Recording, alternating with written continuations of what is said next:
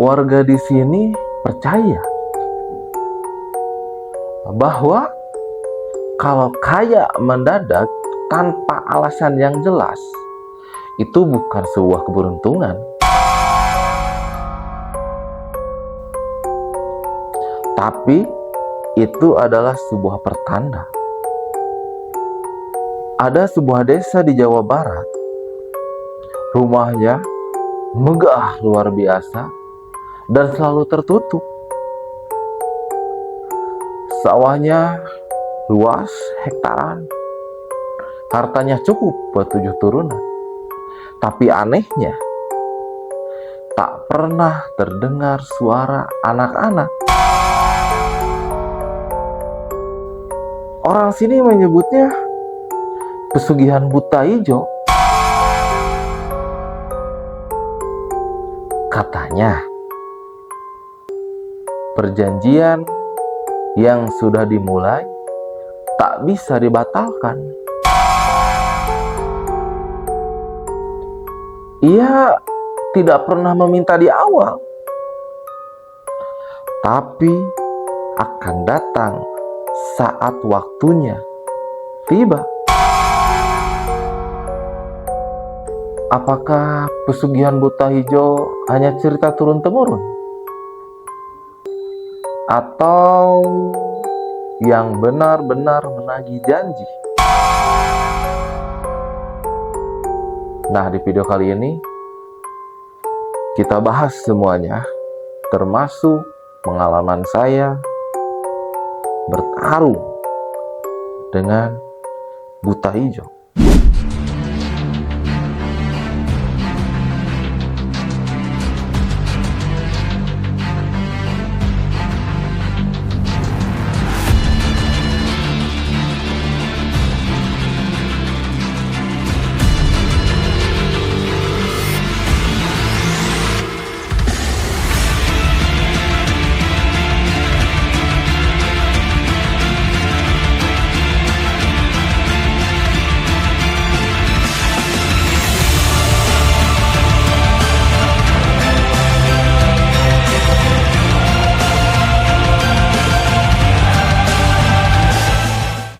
Assalamualaikum warahmatullahi wabarakatuh.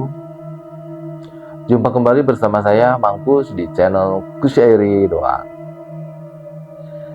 Jadi di video kali ini kita akan membahas sebuah pesugihan, di mana pesugihan ini luar biasa ganas.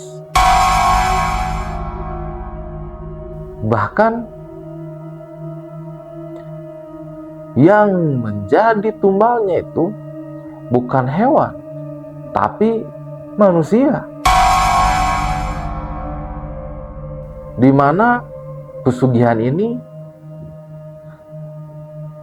dilakukan atau disepakati di sebuah tempat di Jawa Barat, di mana ketika si pelaku ini membuat sebuah perjanjian ini nggak bisa dibatalin. Jadi pesugihan ini yaitu pesugihan buta hijau.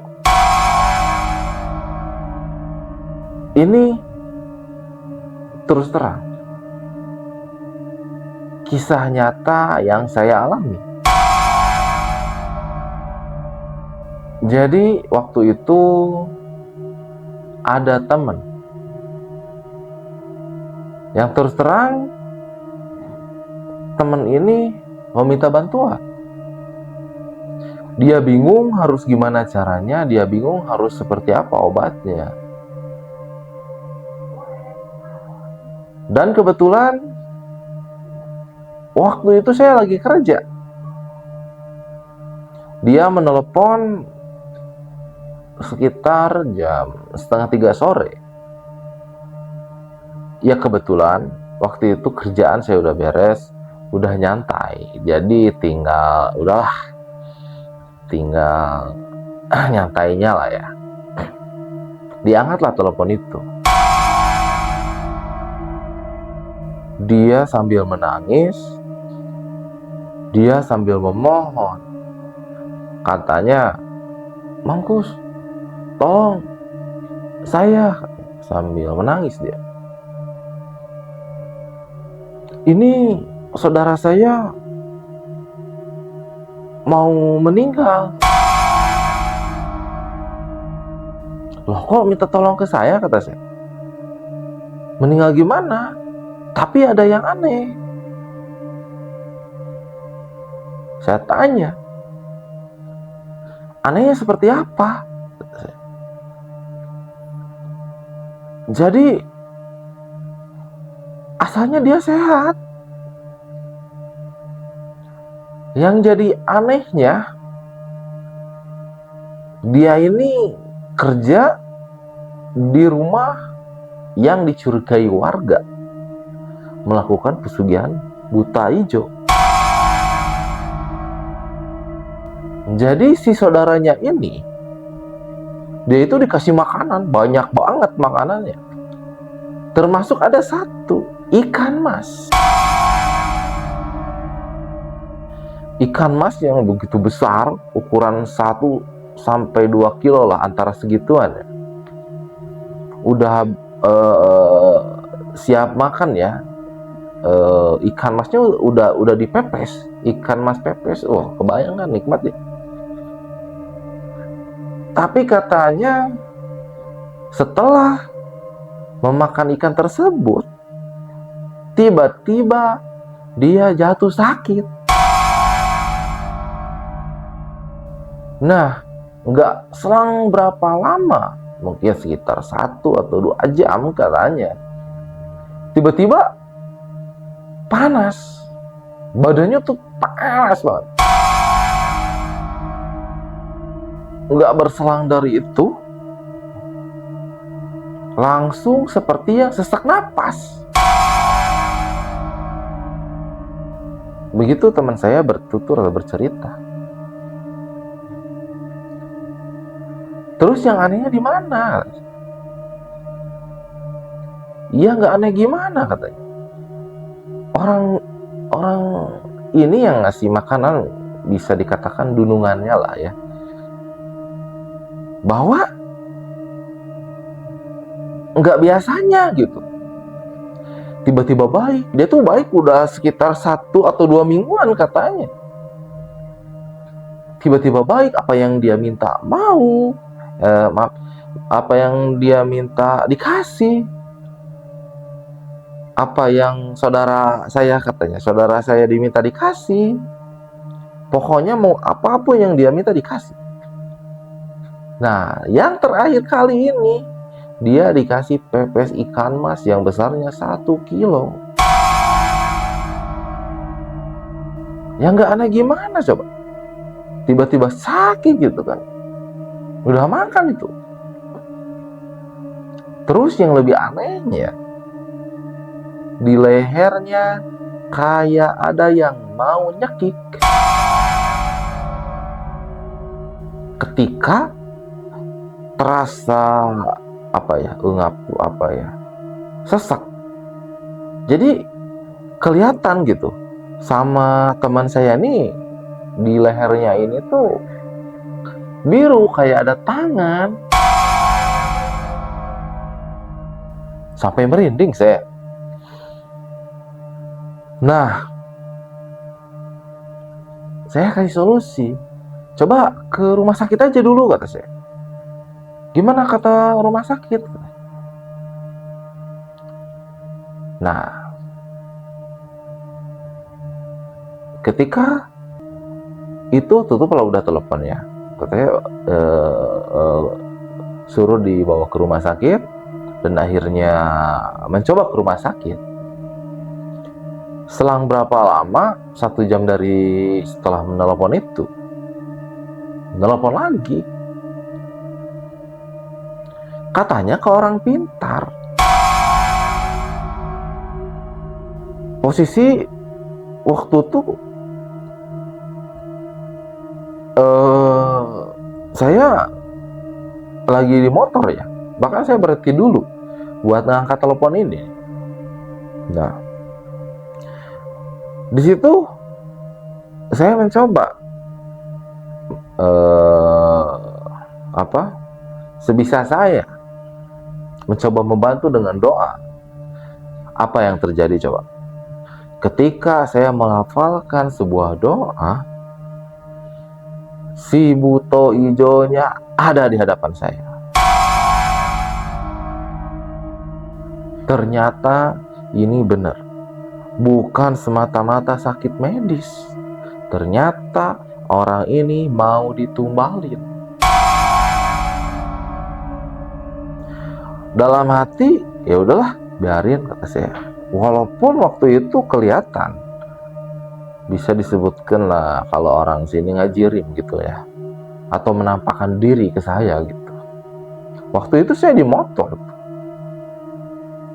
bahkan berhenti dulu gitu. Setelah saya abaikan, ya udahlah abaikan. Ternyata apa yang terjadi? Si buto ijo ini ikut ke motor sampai motor saya tuh terasa berat banget. Sampai dalam hati, ya udahlah, kalau mau nyoba kita sparring aja di sini di motor. Dengan catatan ya, sparringnya bukan fisik ya, tapi secara batinia. Dalam hati saya lawan dengan doa-doa sebisa saya. Apa yang guru ngaji saya ajarkan, apa yang guru ngaji ajarkan, saya lafalkan. Sampai emang terasa gitu ya, ke badan tuh, ini tuh gimana kayak tertembus angin gitu. Gitu kan. Bahkan saya pun agak sesek gitu waktu itu. Tapi alhamdulillah, sampai ceritanya sampai rumah, datang, dan yang terjadi ketika sudah bertempur itu di motor, saya datang ke motor, tubuh saya tiba-tiba lemas. Gimana aja layaknya udah bertarung gitu kan, lemas, sampai saya diam dulu di pintu rumah. Dan gak selang dari itu, saya telepon. Gimana katanya? Saya telepon tuh teman saya tuh. Sebut saja si Aan ya, Aan ya, sebut saja Aan. An, gimana kondisinya sekarang? Apa coba yang dia jawab? Alhamdulillah, udah gak sesak napas lagi, gak kayak orang yang sekarat lagi. Sembuh sekarang, katanya seperti itu. Nah terus katanya dibawa ke orang pintar, sebut saja dukun lah ya, bukan orang pintar, dukun lah ya gitu ya. Nah pas waktu di mobil, ini tuh udah sembuh sebenarnya. Oh gitu. Nah terus dilanjutin tapi ke orang pintarnya atau ke dukunnya itu dilanjutin. Ya ada katanya tanggung ya, udah di setengah perjalanan gitu. Nah apa coba dukun ini bilang sama anak muridnya? Katanya dengan sombongnya dia, dengan angkuhnya dukun ini, dia nyebut, tuh kan, belum juga datang udah sembuh. Katanya seperti itu. Si dukunnya bilang, sieuneun, si butanya ini sieuneun katanya, takut kan sama si dukun ini. Padahal apa coba? Si buta ijo sedang bertempur dengan saya di sini. Oh ya udah kata saya. Ya udah kalau gitu Saya kasih aja lah ke dukunya ya. Oh ya, nggak apa-apa, kata teman saya, kasih aja lah gitu, biar dia yang tempur, jangan saya kan. Soalnya apa, ke badan tuh emang terasa kayak tempur aja gitu, kerasa banget. Nah, setelah saya melakukan percakapan dengan si buta hijau ini, kata saya gini, buta,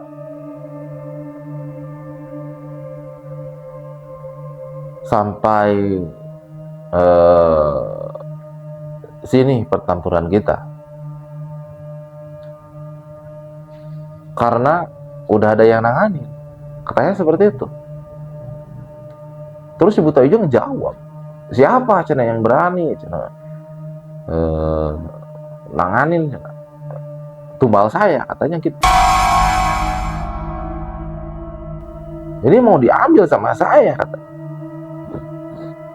Terus saya sebutin, tuh orangnya di sana, ada ya di Jawa Barat lah, daerah Jawa Barat.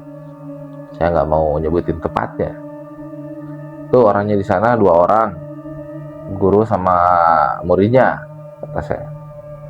Nih, saya kasih GPS-nya lah ya, kasih titiknya. Terus saya bilang, udah masalah kita sampai di sini aja. Jangan sampai ngebawa diri pribadi, membawa keluarga saya. Jangan sampai ada dendam di antara kita. Saya bilang begitu. Oke, siap. Kalau kata orang sini nyebutnya netek melah jantung. Jadi udah nggak ada urusan. Oke, yes, kita deal, nggak ada urusan. Pertempuran disudahi. Udah. Ceritanya sampai situ. Besoknya apa coba? Ketika besok ada yang nelpon ke saya, yaitu teman saya yang tadi, si Aan. Dia nyebut, Mangkus, ada laporan nih, dukun yang kemarin ngobatin, yang ceritanya mau ngobatin saudaranya itu sakit parah. Muridnya kakinya bengkak dan gurunya sakit parah sesek. Ya itulah resiko menangani pesugihan buta hijau atau buta hijau.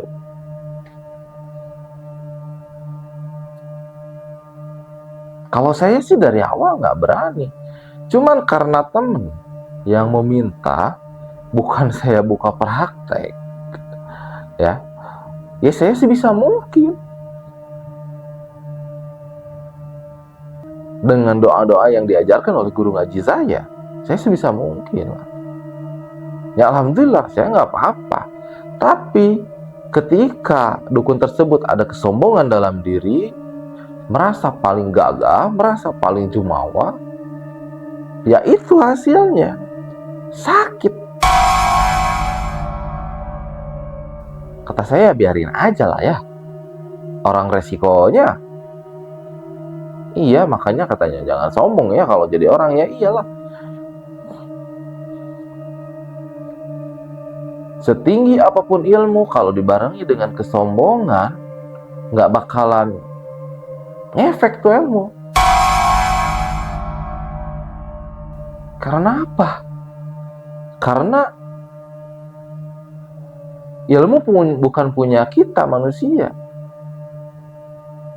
Ilmu hak punya Gusti Allah. Kita cuma dipinjemin. Tapi kebanyakan orang merasa dia punya ilmu. Nah ini yang salah. Sampai saat ini saya belum tahu kabarnya seperti apa. Yang pasti si dukun tersebut sakit setelah menangani kasus seseorang yang mau ditumbalin ke buta hijau ini. Tapi apa yang terjadi dengan si korban ini yang mau ditumbalin? Alhamdulillah sehat walafiat. Nah di sini Kadang ada orang yang kepo kan, mencabut nyawa itu bukan urusan manusia, apalagi urusan makhluk yang seperti itu. Iya emang, pada hakikatnya seperti itu, hak milik Gusti Allah, bro. Tapi kan mati dengan berbagai cara. Orang terlahir dengan satu cara, tapi mati dengan berbagai cara kan. Ya mungkin kalau belum ditakdirkan untuk mati, diambil atau ditumbalkan, ya nggak bakal mati. Soalnya itu hak prerogatif Gusti Allah, haknya Gusti Allah. Makanya buat teman-teman yang mengalami hal tersebut, atau ada seseorang yang kaya raya terus udah menjadi rahasia umum bahwa orang ini melakukan pesugihan, terus tiba-tiba orang ini baik ke kita, hati-hati. Hati-hati aja. Bukan suudon, tapi kita menjaga ya, lebih ke menjaga, baca doa dulu atau apalah ya, untuk menerimanya. Jangan sembarang menerima pemberian dari orang, apalagi orang tersebut dicurigai melakukan pesugihan. Hati-hati. Nah, mungkin segini dulu pengalaman dari saya. Sebenarnya panjang nih ya, dikarenakan durasi ya. Masih panjang perjalanan, prosesnya seperti apa, pertempurannya gimana, nih masih panjang sebenarnya karena kan durasi. Ya mungkin segini dulu ya. Tapi sebelum meninggalkan videonya, tinggalkan jejak kalian di sini dengan cara subscribe, like, dan komen, juga share-share ya, biar teman-teman kalian tahu ciri-ciri orang yang mau ditumalin. Ya, mungkin segini dulu video dari saya. Mohon maaf apabila banyak kesalahan, kurang pemaparan, karena kebenaran hak milik Allah Subhanahu wa Ta'ala. Kesalahan datang dari saya pribadi. Assalamualaikum warahmatullahi wabarakatuh. See you next video. Bye.